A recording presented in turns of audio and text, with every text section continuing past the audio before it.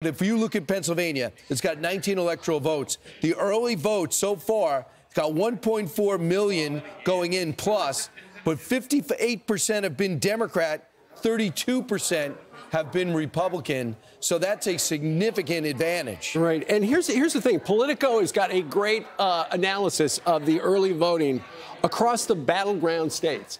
And it is shocking some pollsters because women are outpacing men in battleground states by 10 points, 55 to 45. The implications are unclear, and you don't know exactly who they are voting for. But we do know, you know, you look at the demographics, women seem to favor Kamala Harris. And that explains apparently what they think is her path to winning next Tuesday, because she leads in the suburbs as well. Brand new Wall Street Journal poll. She's up by 7. She's up by 6 in a brand new Ipsos poll regarding the suburbs. If those hold, those suburban voters would be enough to offset her giant losses in the Black and Latino communities. So her path to victory is through the suburbs, they say. Well, so Lawrence, I'm curious when you talk to the folks that are there in the diner, do they live in the suburbs? Are they in the big cities? Where do they live, and what are their opinions? Yeah, let's go talk to them. Let's actually talk with some folks, and we're gonna hit right where we left off. Hello, how you doing, ma'am? You're on Fox and Friends right now. What's your name? Christina. Christina. Okay, so I'm curious, Christina, yes. Did you hear the current president of the United States call the Trump supporters garbage yesterday? I did, yes. What is your thought process on this? It feels very demeaning, you know.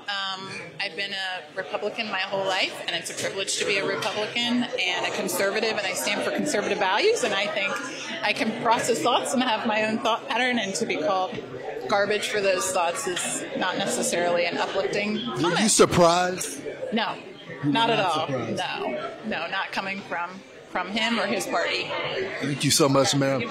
So, as I told y'all from the very beginning, people were telling me this happened, but they were not surprised. Let's talk with some other folks. Sir, what's your name? Adam. You guys got a tight race here. I'm sure you heard the current president actually, talk about Trump supporters being garbage. How's that going to impact you? I mean, it just shows the Democrats and Harris's desperation.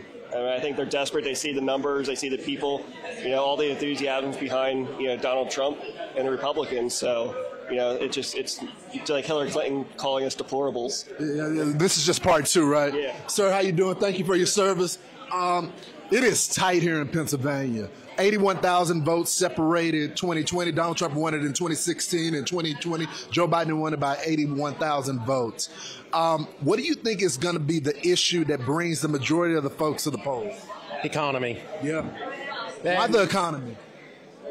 Just everybody's struggling. I mean, food's for one thing. I mean, let's try to get prices down on things. Housing's out of control. So yeah. Thank you so much, sir. I appreciate that. Let's go talk with some other folks out here. Oh, you were fired up the moment I saw you this morning. Yeah. What's your name? Tamra. Tamra, I'm curious, with PA being so close, who do you think is going to win? I really think that Trump will win just because the economy is so bad for people, and the typical state counties like Pittsburgh, Philadelphia, those people are working people, and they are really feeling the crunch. So I think that makes a difference. So y'all voted for Donald Trump in 2016. Yes. 2020, y'all went back to Joe, but it was only by 81,000. Yeah. Why is this time different? I think we've had 4 years of failure, and people are tired of it. They've really felt that failure at the grocery store in their own families. The education system is bad. The country is dangerous.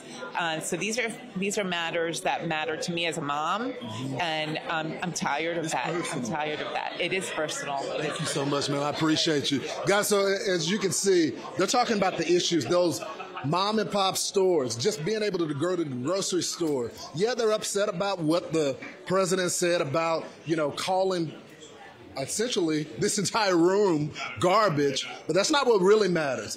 What matters is when they go to the grocery store and they can't afford things. Well put. It's all about the money, bread and butter issues. Thank you, Lawrence. We look at it as like these Hollywood A-listers, the coastal elites telling middle America that they're garbage.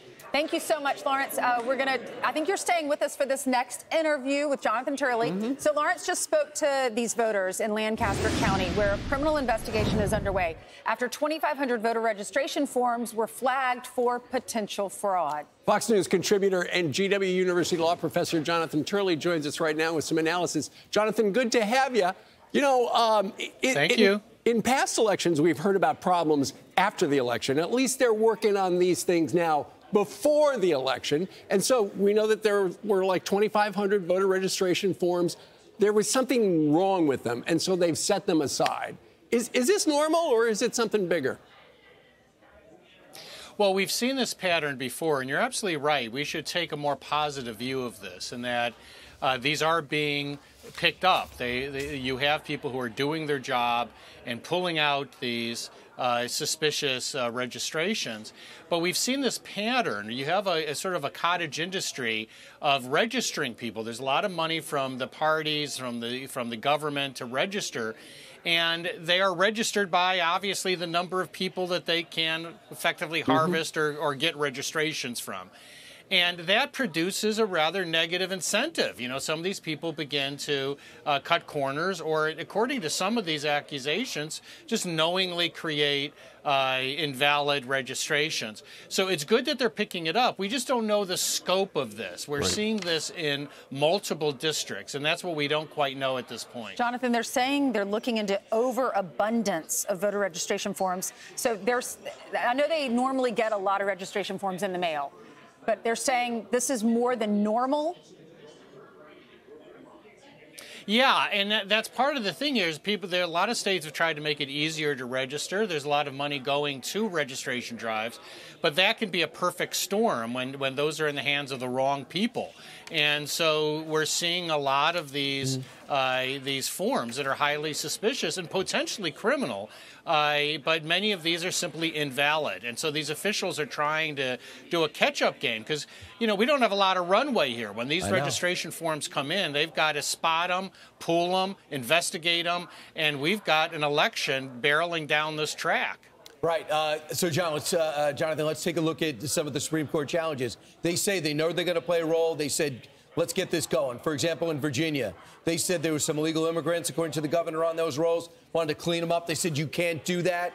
Where does that stand right now from what you see play out in the lower courts? Well, the lower courts did not go well for the state of Virginia. We're waiting for the Supreme Court's decision. I have to tell you, I'm very sympathetic with Virginia here. You know, what Virginia is saying is quite simple. They're saying it's a crime.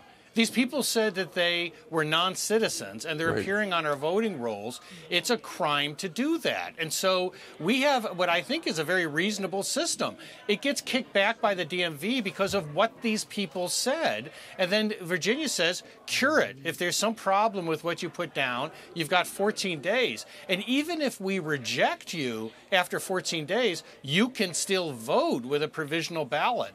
Now, for some reason, the Biden-Harris administration decided to go with the nuclear option and said, we want them back on the voting rolls. Yeah. And two lower courts agreed with them. So we're waiting to see if the Supreme Court will intervene. And I think there's grounds to intervene here, but we'll see. The Supreme Court is not eager to intervene in any of these cases. They would like this cup to pass from their lips. But this is one that may be difficult. Okay, and you had a few others there, but I didn't know they agreed not to intervene. They haven't decided yet? It goes to the Supreme Court now. At the Supreme Court, I thought they did decide. Well, we're waiting. We're waiting for a final decision of the Supreme Court. I've not heard that they've made a final decision. Right. The Department of Justice responded yesterday. That's the latest. Lawrence, back to you. Yeah, Jonathan, I'm curious, and I've heard it from some folks here already. What's going on with some of these voters' lines? I went to vote over the weekend. The lines were long, but I was told that these poll workers are allowing all the people to vote in my home state. But some people have some concerns about Pennsylvania. Can you tell us what reports you're hearing on this? Yeah, and this is very concerning because we actually have Fox interviews with people who were turned away around 2:30 or so in the afternoon. That's before the end of the period by which you can demand these ballots. And some of them were told they had computer problems. Some said they had staffing problems.